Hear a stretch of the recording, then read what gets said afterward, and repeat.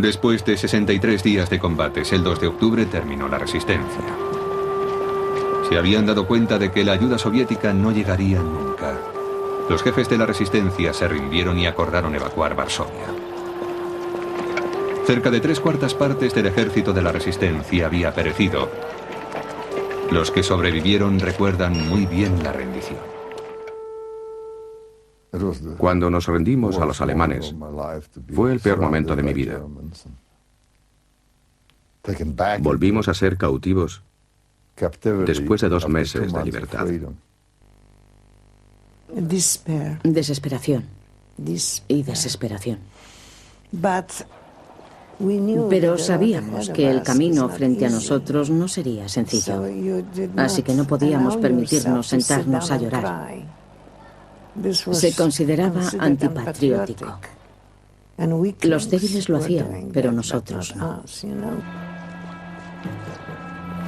Cuando los soldados de la resistencia abandonaban Varsovia para ser deportados a campos de prisioneros de guerra, los alemanes tuvieron que admitir su coraje. Un oficial alemán escribió a su casa: verdaderamente lucharon mejor que nosotros.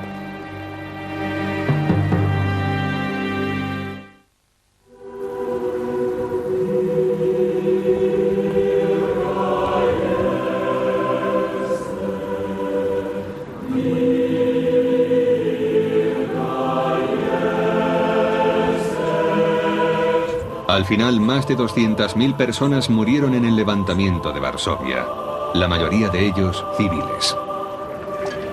Otro 500.000 escaparon como refugiados. Siguiendo las órdenes de Hitler, la ciudad que había desafiado a los nazis quedó reducida a escombros. Mientras tanto, los generales soviéticos al otro lado del río se limitaban a observar. A nadie se le hubiera ocurrido que el Ejército Rojo se detuviese en los suburbios de una capital aliada mientras contemplaba cómo era destruida. Pero lo peor estaba por venir. Prime Minister Churchill confers with Premier Stalin in Moscow. Apenas 10 días después de la rendición de la resistencia, Churchill viajó a Moscú para entrevistarse con Stalin. Llevó con él al presidente polaco en el exilio, supuestamente para negociar con los soviéticos las fronteras de Polonia después de la guerra. Cuando el premier polaco inició las negociaciones, según habían dicho que hiciera, Molotov le interrumpió y le dijo: ¿a qué viene esto? Mr. Churchill, aquí presente, negoció todos esos asuntos en Teherán hace un año. ¿Para qué quiere malgastar nuestro tiempo negociando un estúpido compromiso? El primer ministro polaco se quedó totalmente sorprendido y le preguntó a Churchill: ¿es eso cierto?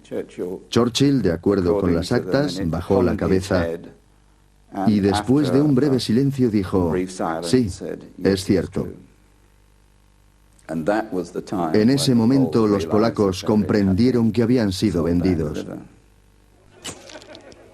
Días antes, en Washington, el presidente Roosevelt, preparándose para unas elecciones que estaban a unas semanas vista, posó delante de un mapa de Polonia anterior a la guerra, junto con líderes polaco-americanos.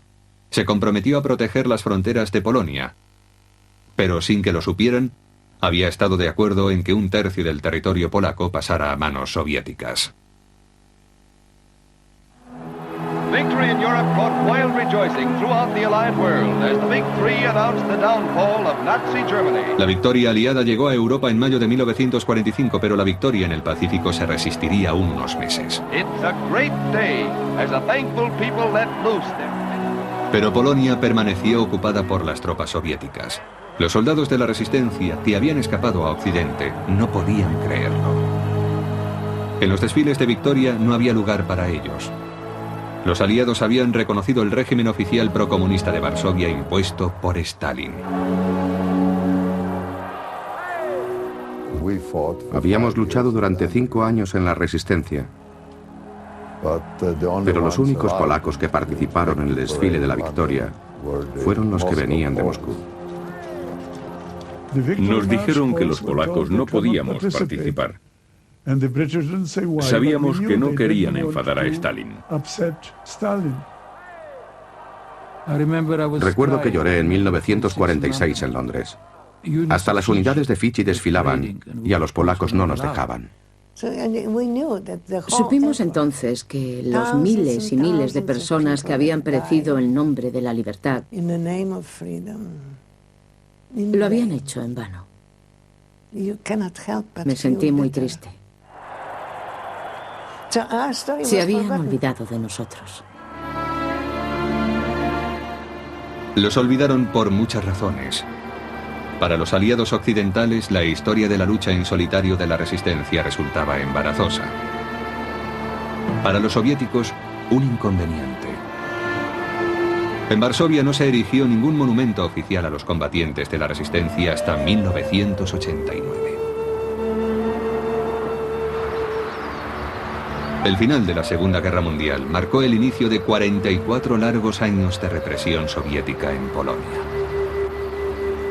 Para muchos de los supervivientes, la historia del levantamiento de Varsovia es una historia de traición. Las grandes potencias abandonaron a un aliado incondicional. Sin embargo, los historiadores no están de acuerdo en este punto.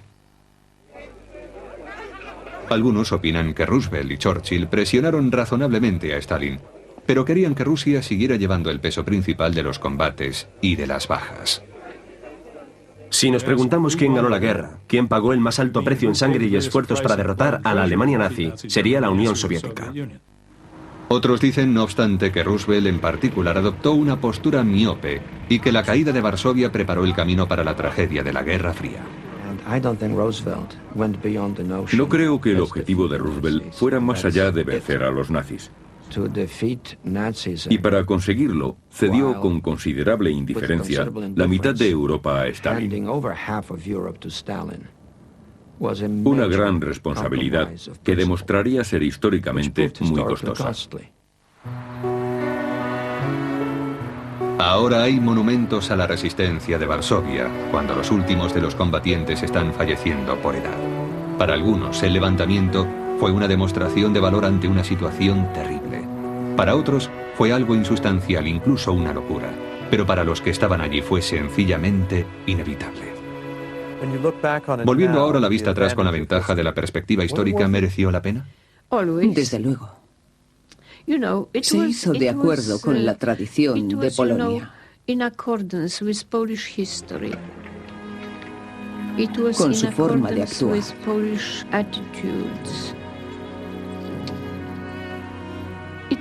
De acuerdo con su espíritu y su corazón.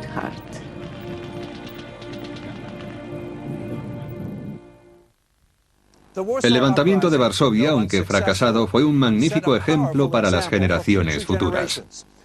En los años 80 presencié cómo jóvenes polacos pintaban el símbolo del levantamiento cuando se creó el sindicato Solidaridad.